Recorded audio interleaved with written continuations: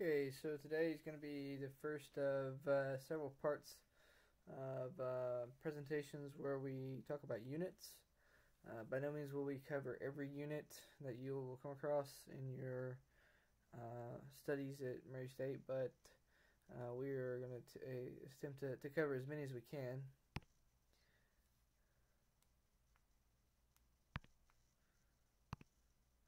So the first thing we need to talk about is there's two different systems of units that we will likely come across in industry. Probably the largest, or is the largest system of units, is the SI units, or the international system. It's used in all but 3 countries around the world, or thereabouts. There are several countries that obviously also use the British gravitational system, just simply because of how influential the system is, because of the influence of the United States usually, and how large our economy is. But in the United States, we use the British gravitational system, or the imperial system, which is based off the British gravitational system, and that's what we use primarily in engineering in the United States. Although that is changing, the international system is still it has a lot of advantages, and it's used in science already in the United States, and eventually it will make its way into engineering. So we need to know both, because we still use the British gravitational system in the United States, and we also we need to be prepared for the international system becoming a much larger in industry. So the SI system has, as I say, a few advantages, and one of them is the fact that conversions between different units of size is fairly easy. The prefixes are pretty straightforward. Basically, the numbers that you see here are the number of base units you're going to have. So, for example, when you have kilo, there's going to be 1,000 of the base units. So, for example, we have 1 kilometer. Then this means 1,000. That means there's going to be 1,000 meters. If we look at millimeter, millimeter is right here. So 1 millimeter equals 0.001 meters. Okay, so it's pretty simple. Sometimes if you want to go from, for example, from kilometers to millimeters, it's useful to make a conversion to this base unit here in between. If you have difficulties with doing it all at one time. Obviously, if you've worked with SI units for very long, you'll be able to make a conversion from any one prefix to any other prefix pretty simply. But this is the way I'll show you how to do it in case you have issues.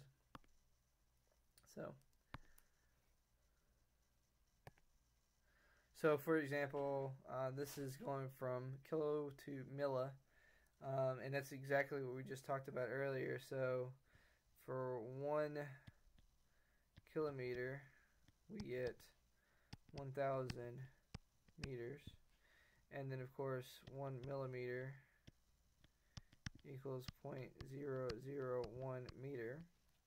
So if we want to do 67 kilometers, okay, kilometers on top, we're going to put it on bottom. 1 kilometer equals 1,000 meters. And then of course we got meter on the bottom, so we want to put meter on the top. We want to put meter on the bottom now. So 0.001 meter equals 1 millimeter.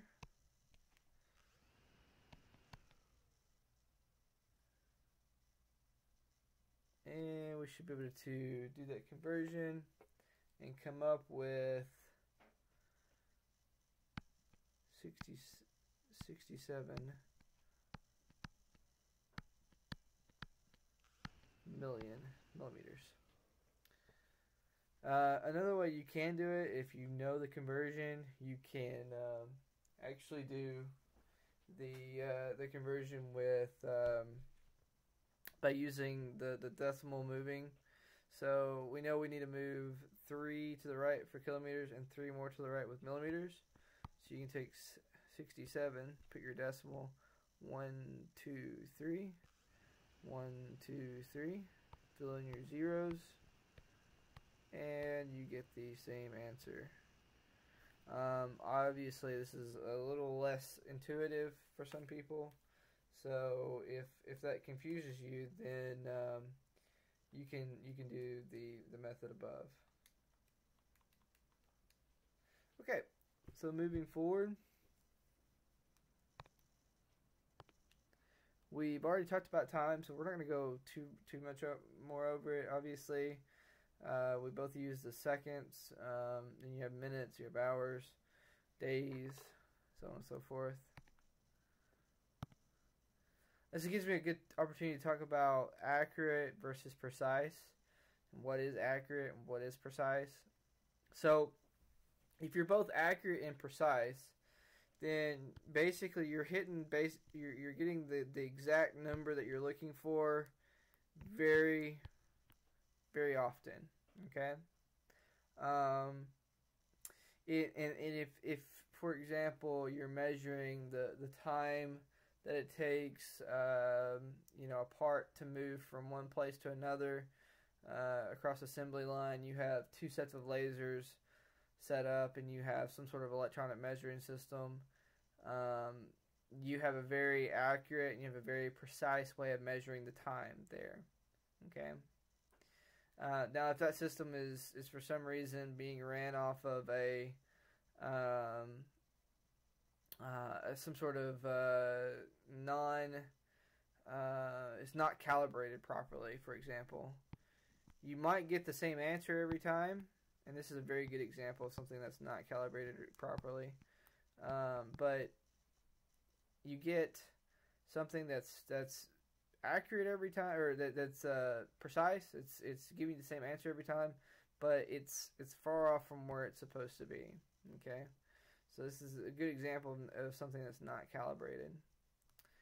To have something that is accurate but not precise is meaning that you probably have something that's measuring that's not maybe the best instrument to measure with. So, for example, if you're measuring distance with a ruler, then you're going to get answers that are all around the correct answer here, but you may get several different answers depending on who's measuring it.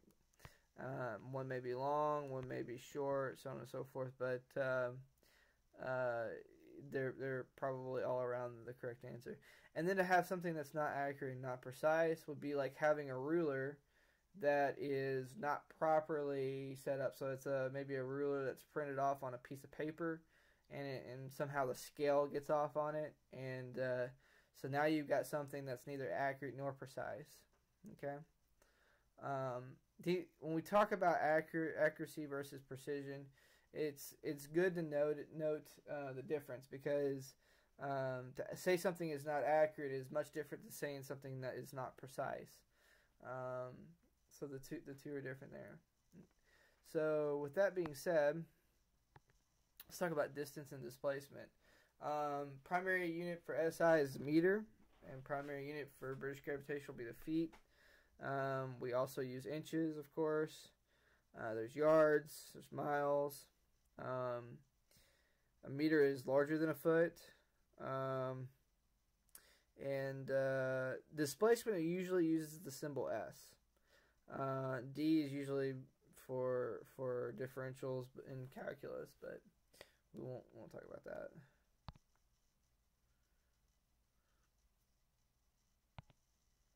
So when we're talking about accuracy versus precision, we have different devices here, and assuming they're all calibrated properly, they should be pretty accurate, but they have different levels of precision. So something like a micrometer is going to be the most precise thing that we can use. Unfortunately, it's fairly hard to use by comparison to the other items, and can only measure smaller items. There are larger micrometers, I seen just a few years ago one of the largest micrometers I've ever seen. But something like this is very expensive, and again, only measuring small objects. You can measure larger objects with a dial caliber, less precise. Okay, still highly accurate though if it's calibrated properly. This is a perfect example of something that could be not calibrated properly.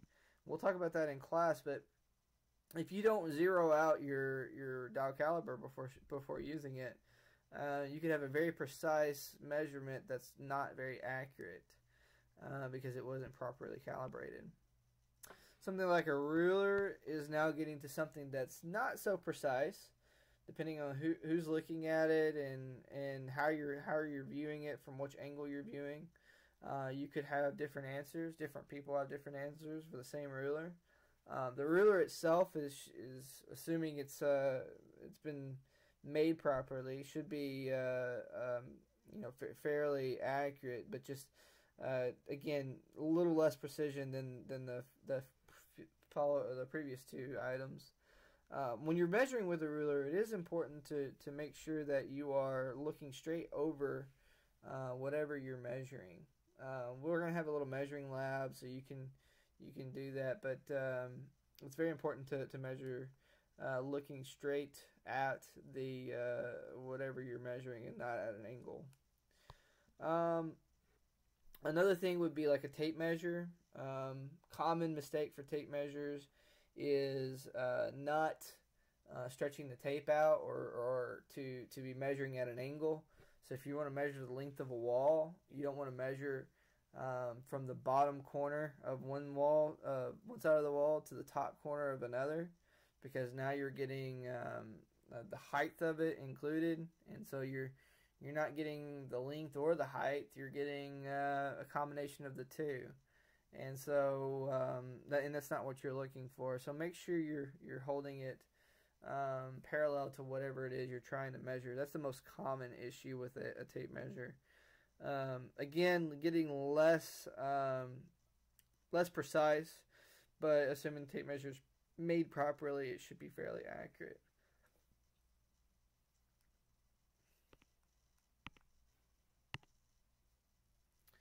Alright, so for velocity, and we've already talked about this as well, and you're going to get it in your physics classes, but it's displacement divided by time. Not too hard of a units, or too hard to understand. We will use velocity quite often, and it's a unit that's also going to be used in acceleration. Acceleration is used in force. Force is used in torques. It's also used in work and in energy. So and power. So velocity is a unit that gets used in other units. So it's good to understand it. But again, we're going to use meter per second or feet per second. That'd be the base units of displacement in time. So here's a little example.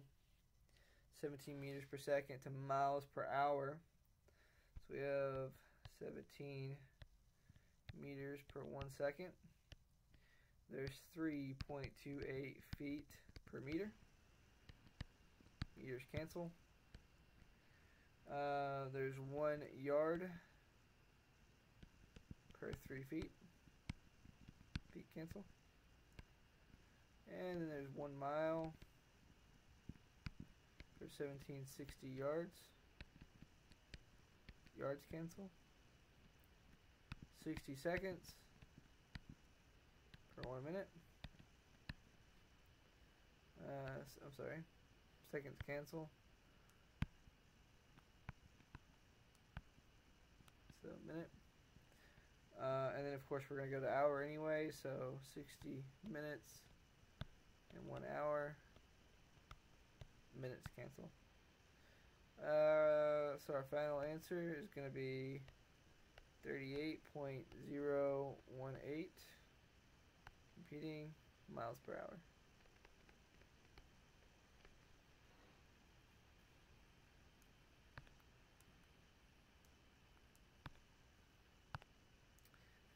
a little note about instantaneous velocity versus average velocity. So if you have some distance divided by some time, and the time is any length at all, or very very long at all, then you're going to be getting an average velocity. In fact, if even something as small as 1 second still is giving you what would be called an average velocity. So an instant velocity is what velocity or how fast something is moving at an instant in time. So what's the difference? Basically, if you have something that is moving at constant velocity, that means it's not accelerating, it's not decelerating, that means it's not speeding up, not slowing down, then your instant velocity and average velocity will always be the same. But rarely do we have something that's not speeding up and not slowing down. So if something is speeding up, then an average velocity will tell you basically if it started off slower and it gets faster, your average velocity is going to be somewhere between the speed right in the middle, the average between the lowest speed where you started and the highest speed where you stopped recording the time. So your average velocity doesn't really give you any kind of information about how fast something was traveling at any point in time, just to average over some period of time.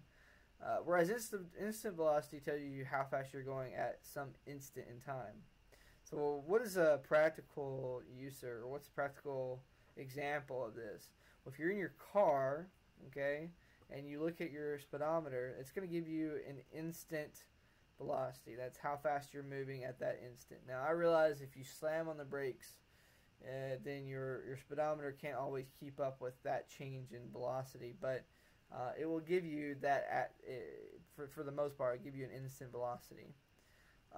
Whereas if you took how long it took you to get to Nashville, okay, so say it took you 2 hours and 15 minutes to get to Nashville, and you know that the distance from here to Nashville is, I don't know, 120 miles, then you could come up with some velocity, but that's not how fast you were going the whole time. That was just what your average velocity was. Obviously, you're gonna have to stop. You're gonna start. What can you say about that, though? You say your average velocity happened to be 60 miles per hour, okay? So if your average velocity is 60 miles per hour, and you know at some point that you were at 0 miles per hour, what does that tell you? That means at some point you were going greater than 60 miles per hour. Greater than 60 miles per hour. How do we know that? Well, if you were going less than 60 miles per hour at some point, that means you were stopped some point during that time. Then for you to average 60 miles per hour, at some point you had to have been going greater than 60 miles per hour. So that's just something that's a practical use between instant and average velocities there. Acceleration. Now this gets a little tricky, and there are lots of different calculations for acceleration. The one that I'm going to give you is change of velocity over change in time, but there are other ones that uses displacement. Acceleration equals change of velocity over change in time. Delta usually, pretty much always in our case, is going to mean change. So delta V is change in velocity. You hear about space or rockets having some sort of delta V. What they're talking about is change in velocity. Velocity means a lot in rockets. It's much more important than how high they go is how fast they go. So what is that actual unit? Well, it's actually meters per second squared. Another way of looking at it is meters per second, but we know if we take a per second and we divide it by another second, it's just going to be that second squared. So for British gravitation, it'll be feet per second squared. Two accelerations that are really important is acceleration of gravity. I should say one acceleration but two different units. So gravity is going to be 9.8 meters per second squared, or 32.2 feet per second squared.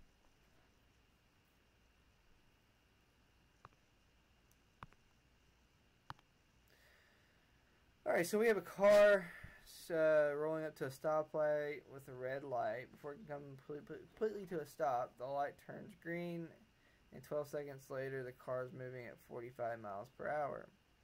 What is its acceleration in meters per second squared if the car was moving at 3 meters per second when the light turned green? Well, we already have an issue here, and this is a perfect example of how we're going to have to look at our units and understand that just because we have something, we have a velocity, for example, doesn't necessarily mean that we're going to get exactly. It means we have to do some work to get to what we're looking for. Okay. So our 45 miles per hour, we're going to have to either get to meters per second, or we're going to have to convert our 3 meters per second to miles per hour. In this case, I've done the latter. I've decided to do the miles per hour to meters per second. So let's look at that. 45 miles per hour. And then we're going to go to meters per second. So 1760 yards in 1 mile. 3 feet in 1 yard. 1 meter is 3.28 feet. 1 hour, 60 seconds.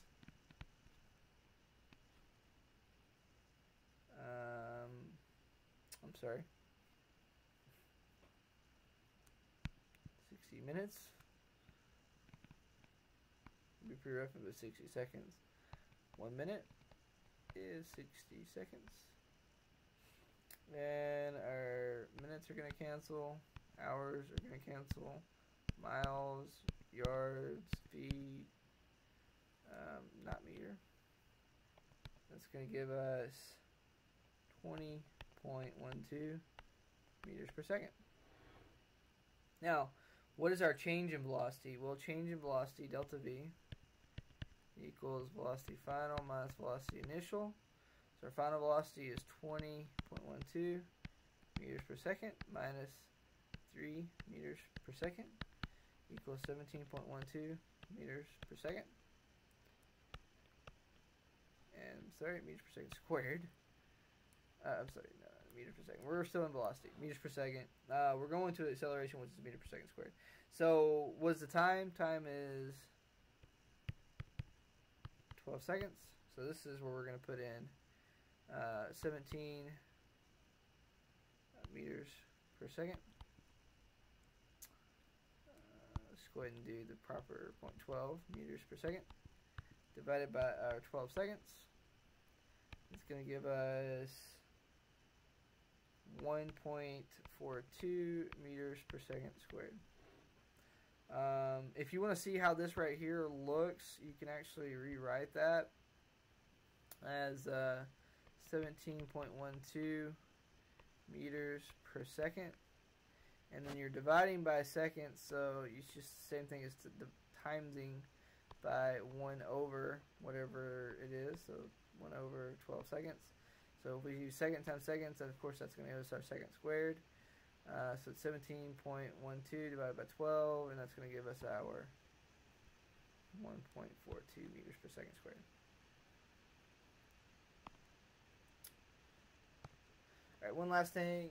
Just like with velocity, we have instant acceleration and average acceleration. So a good example of this is if you're ever accelerating in a car, you'll notice that as you get faster and faster, your engine is not able to produce the same amount of acceleration.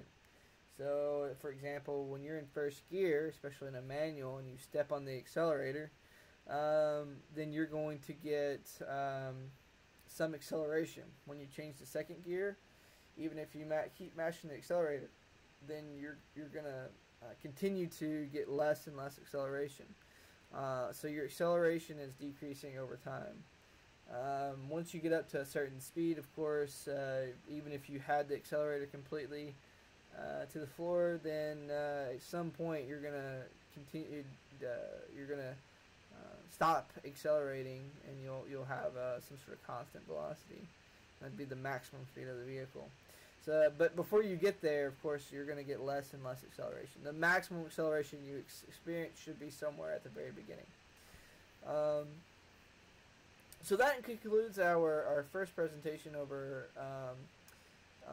our units. Of course, acceleration is a really big part in something that we're always going to be concerned with, which is force. Force is going to be a big thing in energy, or work and energy. And then, of course, work and energy is going to be a big part of efficiency. So all these different units are interlinked. We can't really skip past one to get to another, so we have to talk about all these things. Even if acceleration is not super concerning to us right now, since it is a part of the other units, it is something we have to talk about.